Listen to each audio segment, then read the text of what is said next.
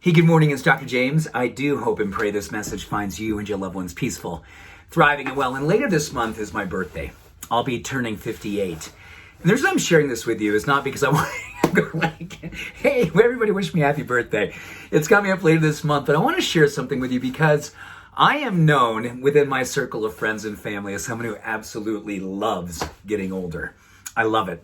I feel like it's one of the most powerful ways. Aging is the most powerful path to having perspective in life, right? I mean, the longer that we are here, the more we get a chance to have a visual experience over our lifetime and say, oh my gosh, so here's what I know about life. And the more that I have life, the more years I get a chance to experience life, the more I understand that I don't want to fear doing what it is that I want to do with my life, going all in life. And it's really interesting because there was a study that was done a couple years ago, and they were looking at the happiest years of people's lifetime. And very interesting, it actually, the vast majority, they did 10 different years. And interesting enough, 58 was the number one happiest year of a giant poll of people they did who had lived to at least 80 years old. And this will be my 58th birthday. So I'm really excited. I'm like, oh my gosh, what's going to happen? So here's what's going to happen. I'm going to continue to look at life as a teacher. So this morning, as you're kind of considering, if you already had a birthday already this year, happy belated. If it's coming up later this year, happy early birthday to you. And stepping back to look at the idea of aging and looking at perspective. One of the things I have learned, and when I was in my practice years ago, I had the deep blessing and the honor to work with people who were at the end of their life. I saw a lot of people with stage 4 cancers and other life-ending diseases. And the thing that I learned more than anything is how when people get the opportunity, and I use that word with grace, and I use that word with respect, the opportunity to have a window into their mortality, there's something that happens to a lot of people, particularly spiritually awake people. And I mean that in the sense that people who live life to the fullest, they, when they are met with mortality, they tend to be open to it, to the experience of making sure that they do all of the work. They have a going out of unfinished business sale. They kind of lug all this stuff to the end of their life and say, you know what?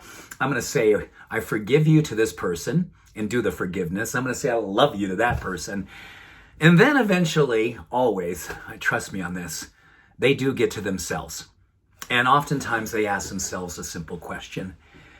Did I love what I did in my life? Did I welcome what I loved in my life? Did I go all in and love my life? Very few people can say an unequivocal yes to that. But many people, when they've been around people who either have wrestled with the fact that they didn't or been the witness of someone who did, there's a teaching there. And I'm looking at this birthday this year as an opportunity to learn all that I can again. The times when I was most awake, the times when I was afraid, the times when I was holding back on love, the times when I was open to just like, oh my gosh, just being all love, and how scary and vulnerable and beautiful those times were. And that's the one I'm really wanting to give myself this year. I want to absolutely be all in on that part of my life and see if the aging perspective that I get this year allows me to say, that's how I want to live all of my life. The need not to be right, but the need to be love. The need not to be seen, but the need to be present. The need to take no sides, but just be all conditions of love. You know, there's a time in my life where I thought unconditional love was the ultimate. And I'm learning more and more, 58 years in, it's actually loving in all conditions is actually my ultimate. I want to love in all the conditions. The conditions when I'm scared, the conditions when I feel judgment, the conditions when I feel that I need to bring more light and love into myself because I'm getting hard in certain spaces of my life. And so I'm going to ask you to consider, when we're finished here today, What does your life embody when you say, this is my life all in with love? Every single person gets my all in love. And understanding more than anything, that practice is incomplete unless it begins with you. Begins with you. You are all in on your love. Because when you are, you get a chance to discover the things that make you come most alive. And when you are most alive, you're at the highest service in your life. And I do believe, without a shadow of a doubt in my life, when I have been most alive, it's when I've been of the most service to being a beneficial presence on the planet.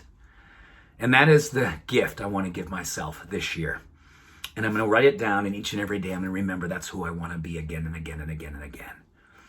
My 58th year, according to science, the happiest year. And interesting enough, anyone here who's over the age of 40, the vast majority of all of our happiest years are yet to come. So, let's get with the living and loving. Let's do it full out. Let's go all in. There's nothing to be afraid of at this point in my life. That's what I really do know. The more perspective I get, the more I realize there is nothing to be afraid of. So, with that, happy, beautiful day to you. I love you. I believe in you. Be all in. Peace and blessings. Bye for now.